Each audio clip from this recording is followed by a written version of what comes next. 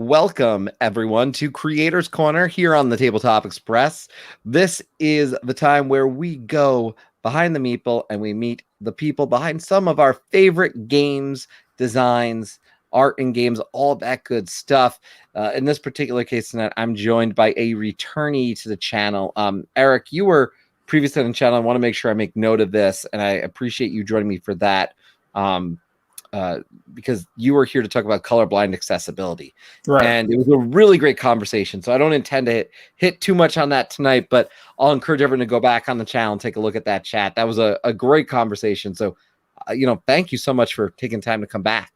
Yeah, I appreciate it. Yeah, I had a fun time, and we basically kept that conversation going in DMs and group chats after the stream. So it's good to be back officially. Yeah, well, I'm glad to have you back and be able to focus on some of the stuff that you've done. In particular, though, I always start this show with the same question to everyone, so it's only fair. Your origin in the industry, not necessarily as a designer, but just the interest in board gaming. How does your story start? Oh, yeah. So I had, kind of the same, I guess, childhood experience of mass market games as most people. I grew up playing Scrabble and Uno, and Rummy Cub was probably the most intense game that that we owned in the house, and played those. And then in college, discovered Cards Against Humanity. That was the first party game experience that I had, and then. Pretty much in college, it's all anybody played. So that was for those 4 years. And then after college, it kind of fell off. I've always been big into video games, so that's really what I focused on. And then a friend of mine just kind of randomly bought a game, like a hobby game. I'm trying to remember exactly which one it was. It might have been, one of the classics like Pandemic or something like that. And it just, blew my mind. There's all these different pieces, and that we got to read this super, it's how long has it been since I learned a rule book? I feel like everybody just knows how to play Uno. Everybody knows how to play Monopoly at Scrabble. You never actually had to learn the rules. So that was a neat experience. And then that just threw me into this rabbit hole of learning all about the hobby and seeing all the stuff that's out there. And we kind of went back and forth at game night. He would buy a game, I would buy a game, he would buy a game, I would buy a game. And it was really kind of looking for games, shopping for games was my first exposure to what kind of gamer I am and what I value and what I am drawn to. Because he would bring, Pandemic or Sequence or Catan or something like that. Obviously he's done research and best entry board games or best gateway games. And I don't know what corners of the internet that I went down, but I was bringing Click Clack Lumberjack and Escape Curse of the Temple and all kinds of weird dexterity things and hidden roll things, weird party games. And so I was immediately drawn to the innovation side of the hobby and things that I had never experienced before. We played Escape Curse of the Temple after the first, because it's a 10-minute game, timed game. And we were sweating after the first thing. We're just rolling dice, but we're also yelling and trying to pass things to each other. And we lost. And so it was again, the first time I had played a game that was cooperative. And so it was just multiple.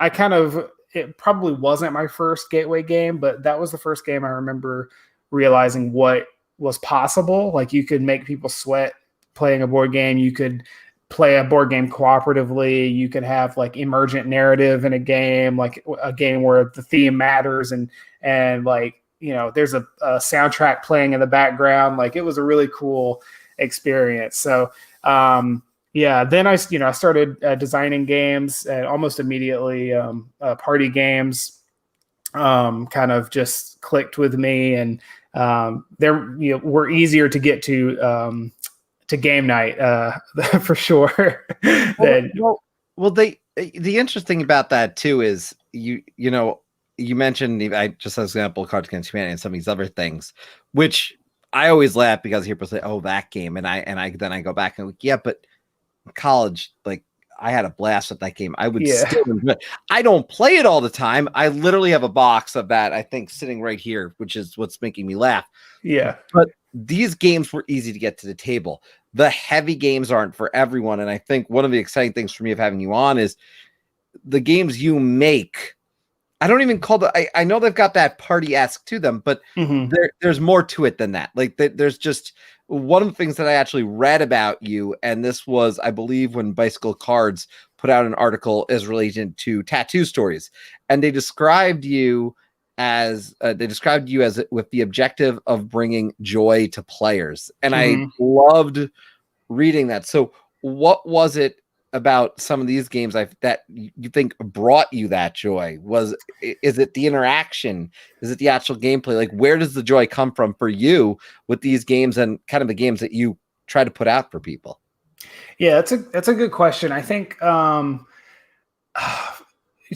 go back to Cards Against Humanity, for example, I don't play it all that much anymore, but I played it for years, enjoyed it for years, and it was actually, aside from getting me into the party space and teaching me about, social interactions and weird things that can happen around the table, it also kind of led me into actually researching like game theory. Like, why am I annoyed when my card doesn't get picked? Like, why is there a diminishing return to why this is funny? Like, is it just because I've seen that joke before? Or is it because I'm not the one making up the joke? Like, so it sent me into this, like, design research and led me toward more creative experiences where you have, I guess it's a weird word to use, agency. And, in hobby games, that's a big thing. Agency, like less luck, is a big thing. But in the party space, it's more, I'm more interested in ones where you are making the joke. Even if it's something like Joking Hazard, where it's like a 3-panel comic or a 4-panel comic, like it's still, you're constructing a thing instead of, maybe just putting 2 cards together. I think for me, it's more about making joy happen over and over and over again as quickly as possible. Which is why in Tattoo Stories and MonsDRAWsity, I tried to build in like multiple moments of reveal. So everybody is constantly being surprised by some piece of artwork. There's like a pitching part, there's voting, there's point reveals, like there's like constant things of somebody around the table is joyful or sharing something, and everybody's constantly laughing. So I think that's really what I am drawn to is games where joy regularly happens. And that's the thing that I think is slightly different in strategy games. It's you get kind of the pleasurable brain burniness, like of, you're like, oh yeah, I made that cool move. And but it's like more of a subtle enjoyment. And then at the end, if you win, you're like, yeah, but there's not, it's build up to it. You're building up to it in those games. It's not a consistent thing. Because I was thinking about even just playing recently a game of Lost Ruins of Arnik, and it was my first time playing. It's sitting behind me right now, a copy of it that is actually mine. And I remember like putting together like a perfect set of turns. And this is the most recent experience. And yet there was joy in that. But then there was a grind in between of trying to figure out how to do this. Right. I think that is one of the fun things about that. I want to talk about MonsDRAWsity a little bit, because this is the game where, I got this to the table shortly after our last conversation. It was like I ended up doing it as a gift for my son. And what was interesting is when we got to the table, first and foremost, I think this is critically important. It is a game that you designed where you do not necessarily have to be good at drawing, because I think that is always a problem because I can't draw. Yeah. But it was a game where it was just fun because you're sitting there drawing, you're asking questions. It seemed like a mix of some of these party game elements, but in a way that it felt different. Can you talk about how you came up with this and the general theme of just like describing a monster, and then everyone's trying to figure out how to best draw it, but because it's fun and you do feel like you're drawing the monster in the police lineup or something like that, which is, you know, the general idea, but there's definitely I found that joy that you're talking about in it. So fascinated by the design process for this. Yeah. So originally, it was always about kind of being a sketch artist because I was really interested in that field. Kind of the same thing with tattoo stories, where I was like, man, what is it like to be a tattoo artist? And like, you know, what you draw is permanent, and that's a lot of pressure. And like, you have to listen to people, you know, take people's ideas and make them real. And so, you know, it's funny that, you know, these silly party games are actually usually based on something real life that I'm interested in. So I did a lot of research into forensic sketch artists and like how their job actually works and the types of questions they're trained to ask and the types of techniques they use.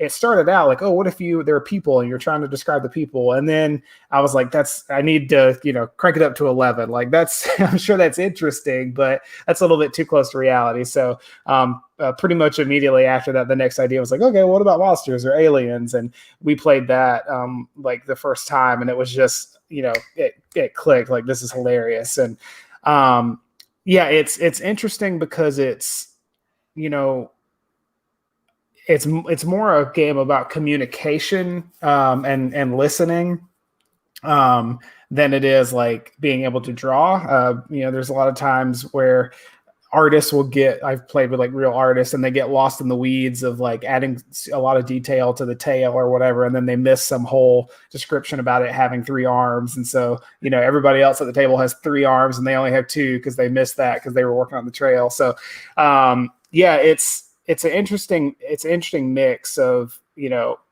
having some skill and some training and taking direction helps, but it's more about the experience. That's the thing I think with tattoo stories and MonsDRAWsity. Like, you know, in some aspects the points don't really matter, and it's more about, like you said, that joy.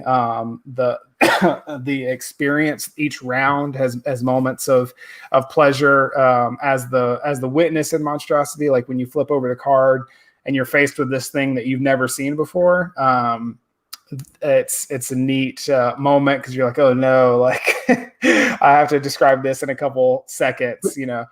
What's cool to me was you don't repeat what, and we talked about it before, but you're not repeating. It's not a general thing of like, oh, it's Cards Against Humanity, we're voting. The voting is different. Right. You don't just adapt some of the other things. And I think what's interesting is, as you kind of spoke to, like, you might say this monster has holes in the body, but you didn't say where the holes were. And I'm not citing a specific one, but it's got holes all over its body. Okay, well, where are the holes? You know? Yeah. You have no idea. Sometimes someone doesn't describe it right. Is it tall? Is it fat? Is it long? Is it what, you know? And then the monsters they all look so different. So I think the reveal part is just it's a moment of where there's almost like laughter at the table at what it is, and then you've got to vote, and then some of the laughter goes away. It's like, oh, mine was closest, I thought, and then you know, but to me, there's enough to, you know, uniqueness in these monsters. So it just, I don't know, it's just fun to watch it play.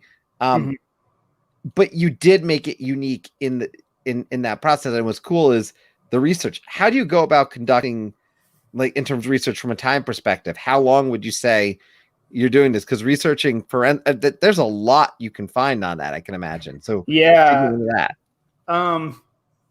Man, how long? It was split between researching actual forensic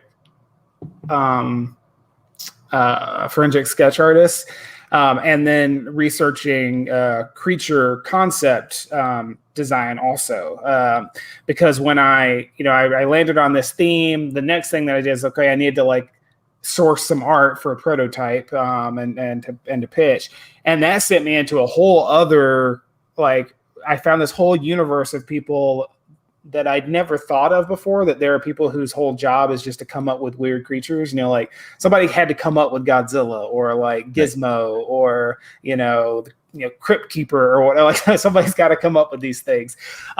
So yeah, I started researching that process and how they, use, a lot of them are based somewhat on like a real animal, and then you tweak it in this way or that way. And There's people whose whole thing is like speculative evolution. So what if, a planet had this atmosphere? What would the animals look like in order to adapt to that thing? So anyway, that was really interesting. And the deeper I got into that, the more I realized the thought that goes into creature design. And so I tried to, the game is as much as a celebration of creature design as it is, a fun game. We made sure to have, I think we have like 11 or 12 artists in the base game, so you can kind of go like check out their portfolios and stuff. And for all the expansions, we have 5-10 more artists. So from the beginning, it was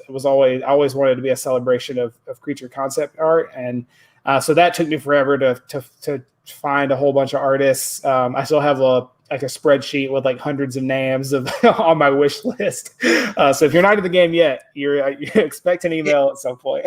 It reminds me kind of in a way too that Dixit like changed it. Dixit has a bunch of different artists behind their stuff. Mm-hmm. Even when Parks came out, which is obviously a gorgeous game for anyone who's seen or played Parks, you can go buy the artwork and it's all credited. It's so mm-hmm. I love that credit to the artists, because I don't think artists get enough credit for this game, because often we talk to someone like you who deserves plenty of credit, obviously, but then what about the artists behind, like, especially for these massive games, who did all the card work, mm-hmm. Who did the board design, who got you to buy the game because you looked at the box, right? And how often it happens, we buy games because we see a box and we say, what is this? I want it right now. I was saying that last night, to be quite honest, when I was talking about Cape May. So, I saw the design on Cape May and I said, I want Cape May. I think about Brew with Pandasaurus Games right now. So, oh yeah. The art in that game is some of the creature art in that game. I'm already like in love with some of their little companion animals that you can get and stuff are super cute. It looks great from afar. I will say though, you have expanded this game. You did the expansion, which was the cute creatures essentially. Mm-hmm. I apologize, that's not exactly the name of the expansion. It is. Yeah, you got it. Is it cute creatures? Did I get it right? Yeah, you got it. Wow. Okay, I know they're cute creatures. I forgot the exact name, but there you go. I got it right. Nailed it. Because that's in our collection as well. We got that the other day, and I will say, you expand, you add more cards, makes sense like this. How do you continue to evolve something like that? Is it more than cards? How do you evolve kind of that world? Because it is, in a sense, it is a world you've created. Yeah, and creating the world is something. When I signed with Deepwater, that was something that we immediately started talking about, like how I'd already kind of built this as a thematic experience, like almost role play-y, like you actually feel like a forensic sketch artist. You actually feel like somebody who's witnessed something, and your memory's going, you're not quite sure what you saw. You're actually having the experience of seeing an alien and you're like, what is that? Like I try to make everything feel like as close to real life, what it would feel like, I guess. So we started thinking about this secret agency draw the Department of Recording Anomaly Witnesses. And if you haven't seen the rule book, you don't have the game, we stylized it to look like it's all redacted and stuff. So we definitely have built kind of this background narrative of who these people are, and they're not actually chasing down these monsters or hunting them. They just are researching. They just want to know what is out there that's weird. They're just recording the witnesses. So so with the expansions, obviously each one is thematic. So the cute creatures one is closer to like cute art. We have the robots one, I think that's coming out in July or August. And so that's all like robots and mechs and androids and all kinds of stuff. We have a science pack that's all like real life creatures. So like microbes and weird planktons and weird birds and stuff. So that was kind of my riff on Wingspan. So you have this game that's full of these beautiful birds. I'm going to have a game that's full of these monstrous insects and, ocean predators and stuff. So, so each one comes with these like thematic sets. But also each one has like a different variant that's like a slightly different way to play and a different way to interact around the table. So like in the base game, the variant is that the witness can only respond to direct questions. So it kind of flips the game a little bit, makes it even more about communication, because as a witness of a crime, you're often nervous, you're scared, you don't know what's an important detail. All the time people are like, oh, I didn't mention that because I didn't think it was relevant, or I didn't think it was important.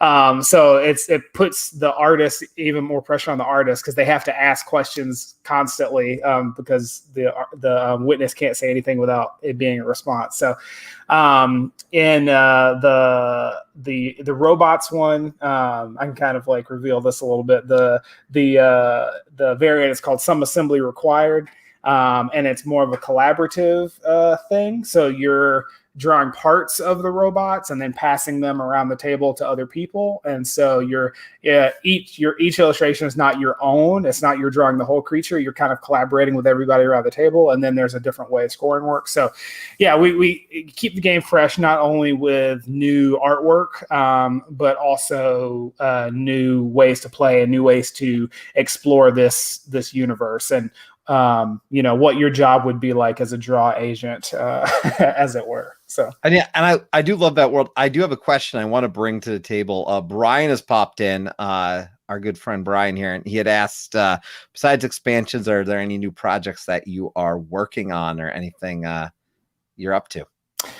Yeah. So I have, trying to remember if this has been officially announced yet. So there's I know the game has been announced. There's a sequel to Skulk Hollow called Mall Peak, that should be, I don't know the dates when that's going to be hitting Kickstarter, but I am involved in a project adjacent to that that I'm very excited about, and I cannot wait for people to play. It's more kind of narrative than the game itself, and it's in line with some of the other things that I've done as far as like theme and bringing a world to life. So that one is coming soon. I don't know. Again, I don't know when that's dropping. I've gotten to do a lot of, not as exciting, but I've gotten to work on a lot of like rule books and stuff lately. I'm an English major and worked as an English teacher for 9 years. So finally cashing in some of those proofreading skills. So I've gotten to like work on a lot of proofreading for some rule books, some Pandasaurus projects, as a matter of fact. So you might see my name in some of those rule books. And some other things coming down the pike. So I have some more party games coming out. I've just signed like 2 or 3 of those. Can't announce those yet, but yeah, definitely some more stuff coming. But you've got the education background and profession, so that's a very natural way to go. I think we talked about rule books on the last time that we spoke. So I imagine doing the rule books and making them fun. I will note, because you with MonsDRAWsity, and by the way, Jacob away goes something new for MonsDRAWsity that isn't an expansion, because you speak to the world. I think that's where Jacob's coming from. So I want to make sure I noted that comment. But I think, again, the rule books, they can be fun, but with rule books first and foremost need to explain the rules. So how do you balance the fun of a rule book? I think you did it well with MonsDRAWsity, but how do you balance that fun with actual functionality? Yeah, I think especially for party games, you want to try to make everything fit onto like a 1-page piece of paper, like the front of one page. Really, it shouldn't be super complicated. And so then it's okay. Well, what do you do with the rest of that space? And some, a lot of games don't need it. If you're something like Codenames has a theme, like you're a spy, kind of, or a better example, I guess, Just One. You're just doing the game. I don't think there's a theme or a backstory of why you're doing what you're doing. But for MonsDRAWsity, like we did several drafts of what words were redacted and which ones weren't, like, and how serious the tone was of the, like, Jake is probably laughing, like the original draft of the little entry paragraph that's like half redacted was like 2 pages long of like, you're this agent and this happened, and it was like this whole backstory, and we like kept cutting it to get that balance between, yes, there's this universe, yes, there's this theme, but let's get you to the game also. So it's there if you want it. Not only the entry paragraph, but at the back, there's like kind of a little tongue-in-cheek thing of in the tiebreaker section, or in the like at the end of game.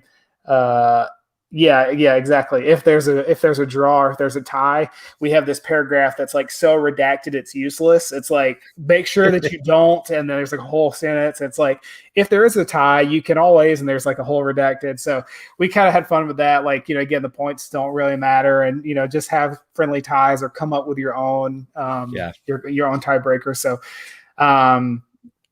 yeah, it's been really fun, and we've got some other things coming down the pike. I don't think I can talk about yet, but it will expand the universe a little bit in a direction that I'm very excited about. We might get some international departments of draw. So you'll get to see maybe what's going on in other corners of the world and other monsters that pop up around there. I just have to say, I'm excited by just the idea of universes. This is kind of going off. If anyone listened to my conversation last night, I talked about universes there because we were talking about Role Player and how Role Player has just blown up into universe. But a lot of people now are creating universes, and very, I don't want to say unintentionally, but they're creating something that has a strong enough narrative that you can expand and grow it.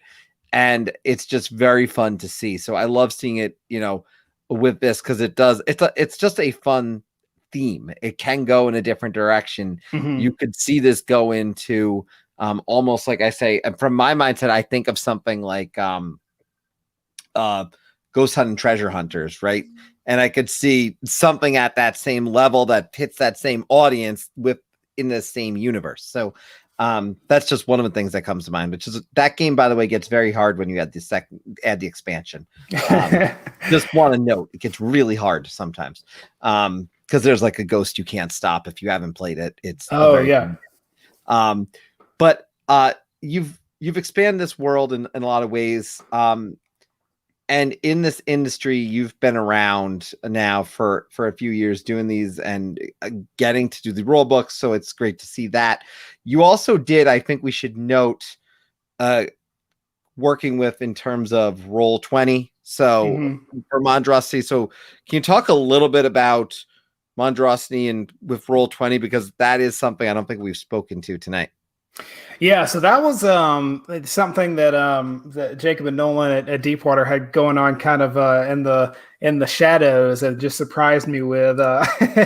And I love Roll20. As an occasional DM, it's just such a useful tool to have, especially over the past year. Like it was, you could pretty much not miss a beat with your RPG group and play whole campaigns digitally with it. But so they kind of set up this thing so that MonsDRAWsity would be kind of the first game that was launched on their kind of digital platform. So they made like this whole back-end system, Roll20 did, where there's like a hidden area where you're able to draw like on your screen if you have like a touch screen, or you can use your mouse pad or a drawing tablet, or and there's like hidden areas so that the witness can see the card, but the other people can't. There's a built-in timer.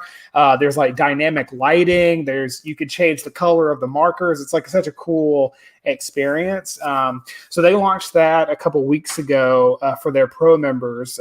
It was like a kind of a free gift, like a PlayStation Plus style thing for their pro members. And then I think June 1st, it's getting released to everybody that you can pick it up as part of Roll20. So yeah, that's been really cool. And I've seen some things pop up on YouTube of people playing it on Roll20. I saw somebody give a whole like rundown in German about how to play it. I don't speak German, so I just put it on YouTube Translate and tried to follow along with what he was saying. But it's cool. It's it's getting getting more people to the game, which I think is just neat.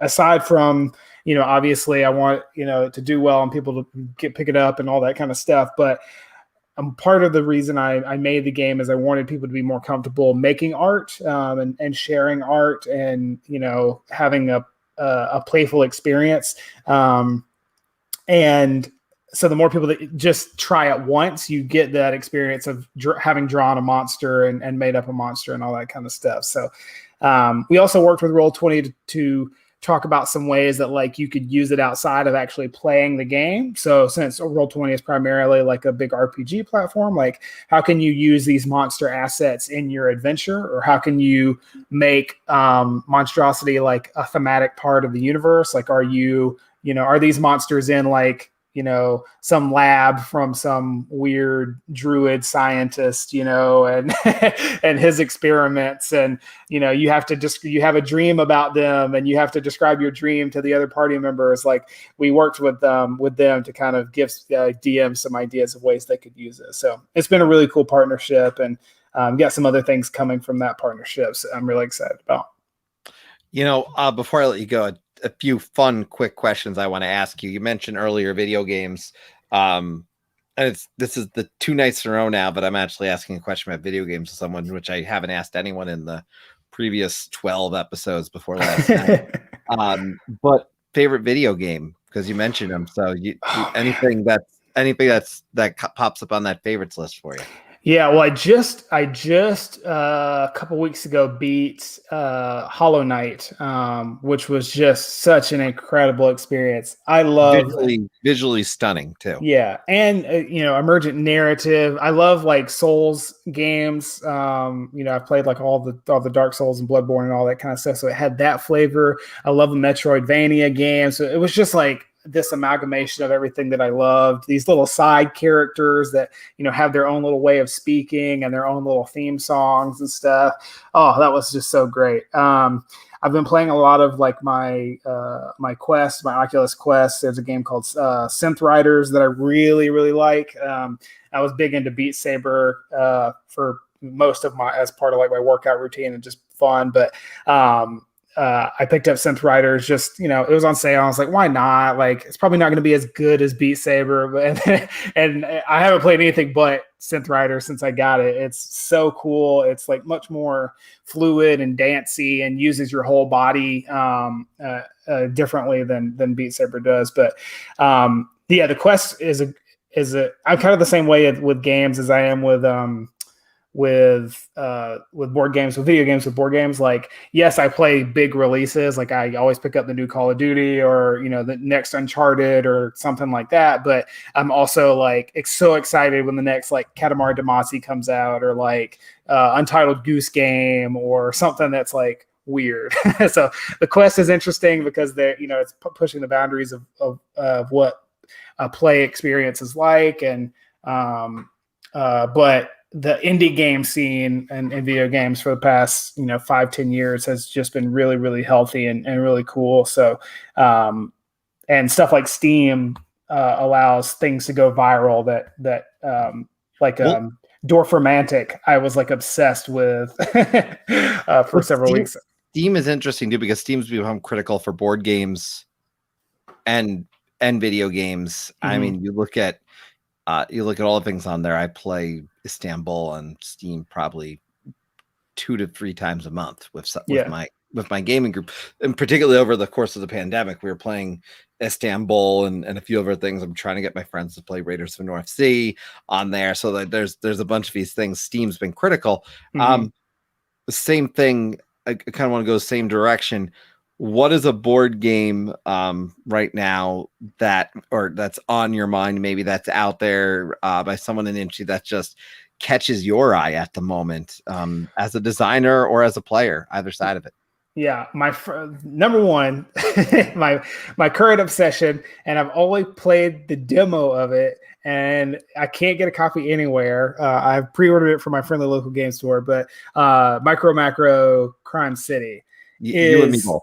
is incredible. Like, such a neat idea. I love the art style. It's probably like one of the most intuitive gaming experiences I've ever had where, like, if you Google like macro crime city demo, you can play like one of the little first campaigns, and they don't even teach you how to play it. It just is like, solve this mystery, and you just understand what you're supposed to do. It's such a cool thing, and I'm like zooming in and trying to follow the path of where this guy was. Oh, there he is, and there's a clue, and so it's basically like Where's Waldo, but this giant table-sized map of this city, and you're trying to solve clues by like tracing people's footsteps and their path, and there's like all these. It's not one snapshot of time. So like in Where's Waldo, it's like, an amusement park and there's like one picture. This is like multiple times are happening at different, it's the same like chunk of the city, but there's different times, like, oh, this person's dead over here, but still they're still alive in this corner of the map. And so at what point did they get killed, like between here and here? So there's all these emergent narratives that happen as you're looking around the board. I cannot wait to play this game. So I need the reprint to, let's go. Come on.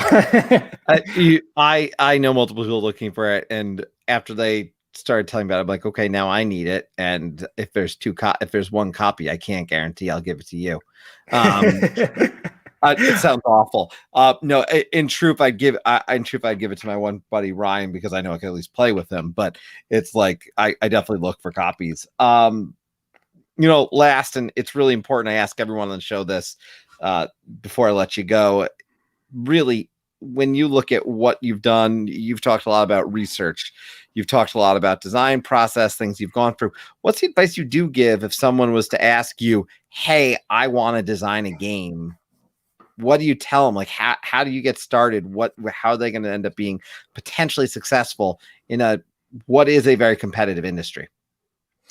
Yeah, I mean, to me, it's easier said than done, but innovation is really what I'm not only drawn to, but what I like strive for. You mentioned earlier, like, my games have some voting aspect to them as party games, but they're not Cards Against Humanity rules. They're not, in Tattoo Stories, it's not one person who wins. You can dole out the points to whoever you want. So it creates this other little social dynamic. In MonsDRAWsity, the witness can get points, and so can the artist. So there's different, both sides of the table are scoring in different ways. So just how can you innovate in whatever space that you're in, even if you're not a party game designer. If you want to make a deck builder, just know that there's, Star Realms is already out there. Like, you need to do something different. Shards of Infinity is already out there. Do something different. But and it doesn't always have to be something massive. It's just about giving people an experience that they can't get somewhere else, or a feeling that they can't get somewhere else, or maybe just another thing. You want to put something out into the world that you don't think there's enough of. So for me, it's like art. I don't think there's enough opportunities for people to just play and make art, whether it's, writing poetry, writing in a journal, what's the A Quiet Year, where it's like the journaling map making game. Like, that's stuff like that's so fascinating to me. I know what you're talking about too, and it's slipping my mind. I know. Well, there's partially, I was gonna say partially because when people mention map, I immediately think of cartographers, but I know exactly. Like, I know what you're talking about. It's like a combination of it's like RPG drawing. There's like 1,000-Year-Old Vampire, which is like a journaling kind of game. So, yes, experiences like that I would love to see more of, that kind of are challenging because of not because of like the mental load, which is a lot of strategy games, but because of like the emotional load and like the vulnerability that comes with making art and sharing that art, and you kind of having that experience. So not everybody has had the opportunity to be in a writer's workshop or to take an art class or something like that. But when you look back at like being a kid, and we all had like art time, and we were just mushing finger paints all over, like, it was a blast. So I want more people to do stuff like that. So that will be my advice. Make more weird stuff, make more, put some more stuff out into the world that isn't already there.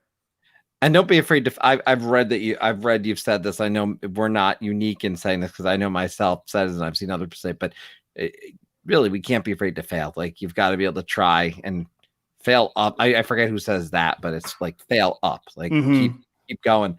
And I will note, because it was interesting. I read it. I was watching one video where I think the comment, it might have even been, it might have been on Dice Tower even, where it was like, there's a lot of drawing games, but I heard it and I said to myself, but there's a difference between a drawing game and an art game. And to inspire art is not the same as drawing a doodle. Right. So to inspire art, which it sounds like you want to do with a lot of this, which is a great vision. I think it's different. I thank you so much for your time tonight. I do want to take also a quick moment before I let everyone hit stop on the video. I want to give a quick heads up because I believe it is on June 3rd at 8:30 p.m. My next Creators Corner will be. I'm excited. I'm going to have Josh Horsley coming on. He's got his first Kickstarter out right now, Castlescape deck building board game. It looks really interesting. I will the preview YouTube video is already up on that. Kickstarter is out. It looks really interesting. It's deck building. You're putting castles out, and when they surround an area, whoever's got the most of their pieces up claims the area. It just really intrigued me. That's cool. That's I see innovation. Yeah. So I reached out to him through a Facebook group, a really great Facebook group, Board Game Revolution, I believe it was, and it was where this conversation happened. And yeah, he's coming on. So everyone tune in for that. Should be really interesting. I'm excited to hear about this, especially this is really one of the few first-time Kickstarter people that I'm going to have coming on. Most people have had some experience with it. And I will just say he's at $17,000 right now. So if you have a go chance, look this up. He's so close. He's 20,000 is the goal. So I want to get him over the hump. He's got time, but let's get him there now. That's, like I said, I believe June 3rd at 8:30 p.m. Eastern time, really just next Thursday. So other than that, Eric, thank you so much for being here. I'm going to encourage everyone to also go check out the video about accessibility. There's a playlist for roundtable discussions on the channel that you can see that. Eric, anything else you want to say before we close out tonight? I think we covered it. Go out there, find something weird. I think, there's as far as a board game hobby, it's easy to find like the hotness and, the new stuff, but start digging a little bit deeper. Check out like, Korea board games, Oink games, see the weird corners that people are pushing the boundaries in. You might be surprised what you end up liking. There's some gems out there. I just put it out there because I think it's important to note. Everyone loves their zombie games. My favorite zombie game is Hit Z Road. It's not Zombicide. It's not Dead. It's Hit Z Road. And you want to talk about creative, go check it out, folks. Making a new tab right now. Yeah, that's my favorite zombie game, and you can always get it for really inexpensive for some reason, which is just not fair in my opinion to them, but it's really fun and really good. So go look at that. I'm going to let Eric go now. I'm going to thank everyone for tuning in and watching. And as I've said, if you like what you've seen, go ahead, like and subscribe. I have a little thing going on that I'm going to make sure I give a visual because I'm going to start talking about this more and more.